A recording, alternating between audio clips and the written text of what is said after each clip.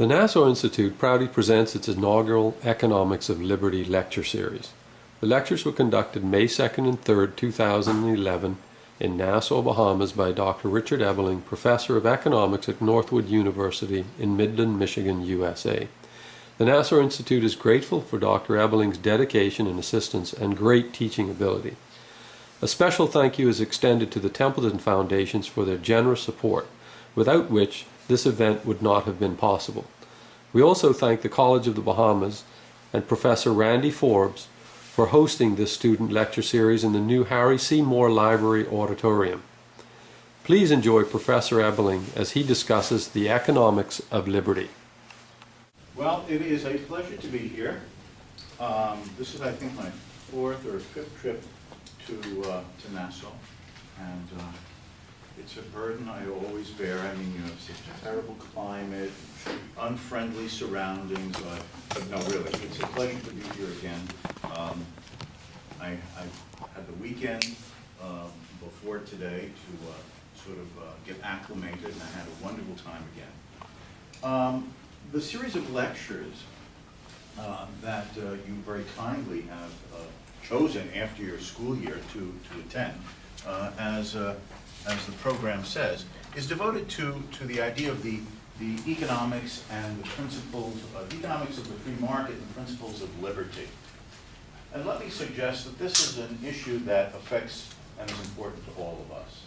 The reason I say this is that if we just look around the world over the last several decades, we have seen this profound outreach for a desire for freedom. 20 years ago, in fact, this year, the Soviet Union ended, that first communist country in the world, in which they came to power during the First World War in 1917. And I remember being old enough to have seen people climb the Berlin Wall that the communists had put up to prevent Western ideas and influences from coming into the Eastern Bloc countries, and at the same time to prevent people to escape to the West. People died, hundreds of people died, trying to get over the Berlin Wall, through the Berlin Wall, under the Berlin Wall. But that was just sort of the tip of the iceberg. In 1990 and 1991, I was doing consulting work in the former Soviet Union on market reform and privatization. I was doing it mostly in what was emerging as a new democratic government in the then former Soviet Republic of Lithuania, but also with the Moscow city government to some degree.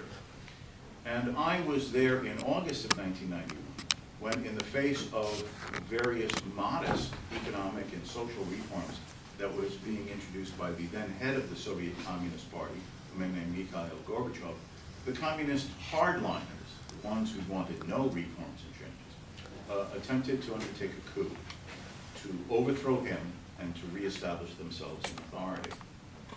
The coup went on for 3 days. Luckily, the coup failed.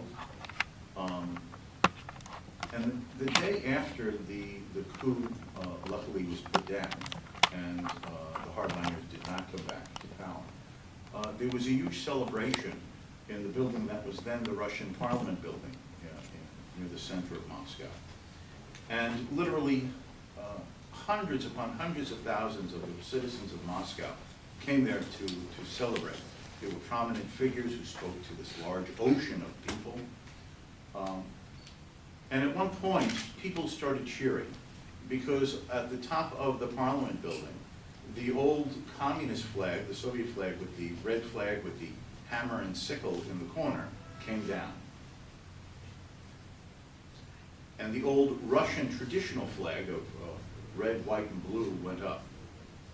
And from this crowd of literally hundreds of thousands of people came a shout in practically unison: "Svoboda, Svoboda, Svoboda." And that is the Russian word for freedom, freedom, freedom. After 75 years of communist rule, which was economically destructive and politically oppressive, and which killed literally millions of people in the name of trying to make some type of a socialist utopia, now they had the dream and the hope that they could be free. Now, we see this type of thing again in the world right now. There have been these revolutions, some successful, some still in progress, in a number of countries in the Middle East. Military dictatorships, presidents who have manipulated elections to basically try to stay in power for life.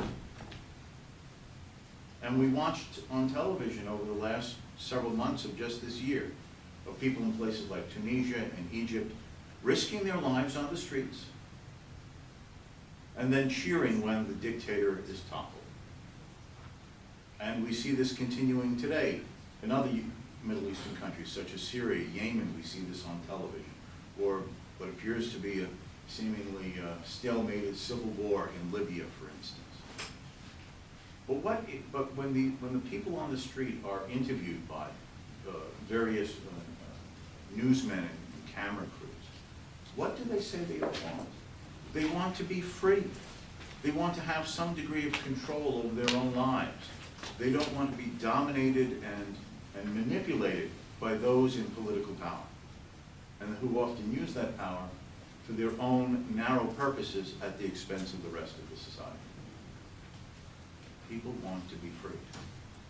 The issue is, what does freedom mean? And why is freedom important? Now, I think the best way to approach asking the question, what is freedom and why is freedom important, is to sort of ask its opposite. What is slavery?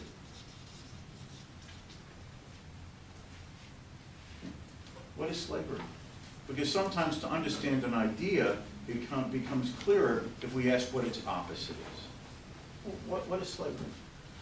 Slavery is when one human being claims the right to hold another human being as his property to be used and done with as he chooses.